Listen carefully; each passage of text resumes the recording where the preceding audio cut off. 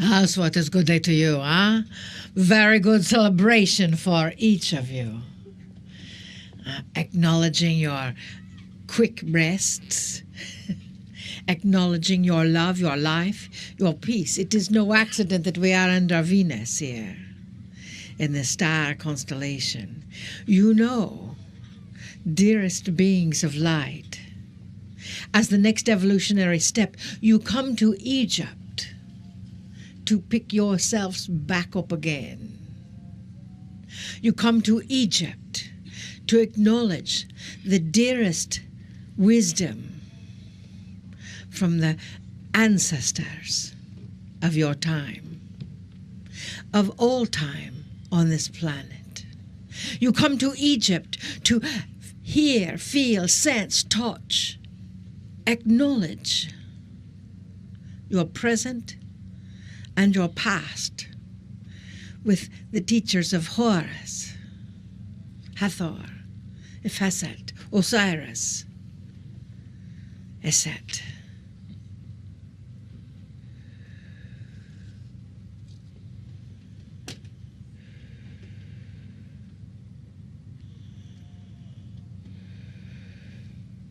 Dearest beloveds, you are here with me to acknowledge your strength. You look upon the pictures, the art that was made thousands of years ago, and you see that the faces have been torn away from many, from the ancestors, as ego steps in, as pain steps in, as religion steps in. I am here to help you each learn that as you move forward, you will not destroy what was, but you will build upon what is. As the prayers of humanity carry through the breeze of the coolness, that energy is carrying through you as well as your consciousness. So when you remember the images that were torn asunder,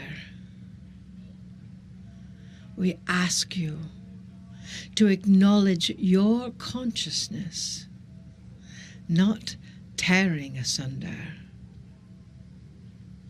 but building for the future. You are the present and the future, as well as the past. The past is done. It cannot be changed. The present is evolving. So as you each think of each grain of sand that you have stepped upon in the past few days, those grains of sand may be covering a vast heritage. But you, dearest beloveds, are emerging from that heritage anew. As my dear sister Sekhmet, you have connected with the point of creation and the point of destruction to transform what is. As you are moving forward to the next step of your journey of transformation with your love, as you watch the soldiers, the police, the guns, yet you don't evoke fear in your heart. Instead, it is gratitude and love, for you are the peace on this planet.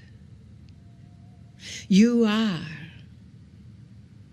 the beings of light humanity has been waiting for, even though they didn't know what they were waiting for. That is your consciousness. So I ask you, do not strip away your past. Honor it. Do not deface your past and think it is something to be destroyed. Honor it. Be grateful it has made you what you are. And for that, we are grateful. We honor that. Kadosh, Kadosh, Kadosh, Adonai Savaot. Kadosh, Kadosh, Kadosh, Adonai Savaot. Kadosh, Kadosh, Kadosh, Adonai Savaot. Namaste.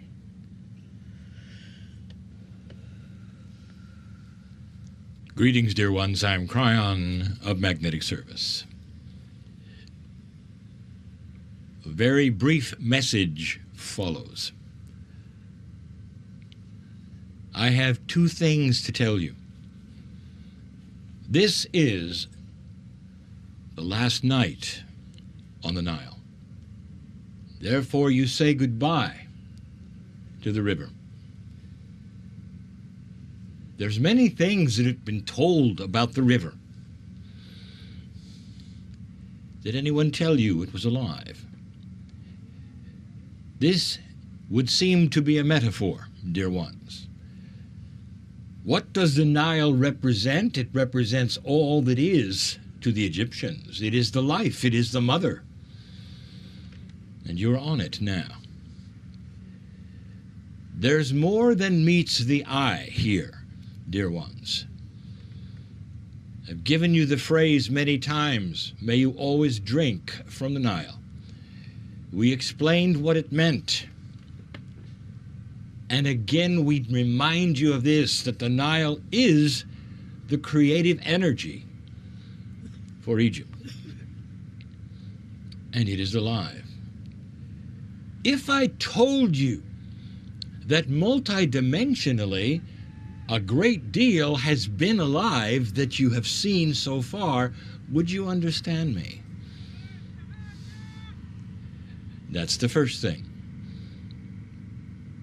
Goodbye to the Nile for now.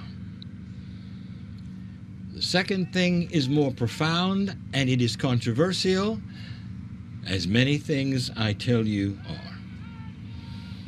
And we'll say it quickly and profoundly, and many of you will be disappointed. But I want you to think of these things.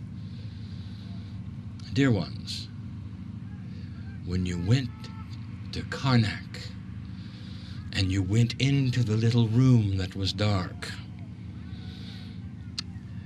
did anyone see her move? Oh, it was just your imagination. Is it possible that the greatest mysticism of all that is presented on the Nile was in the smallest room possible? The bubble that I'm going to pop is this: you're waiting for the big stuff. You're waiting to be in the chamber. The bigness of things impresses you. Oh, it must be super spiritual there.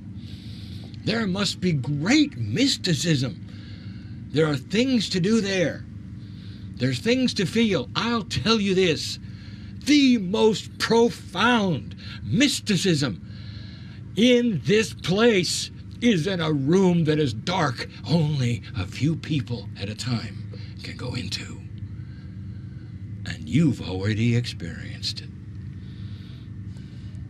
Don't associate grandness and construction and enormity with mysticism. You've already found the aliveness of the Nile, and that is what is around it as well. Did you see her move? What an imagination. That's it for now. And so it is.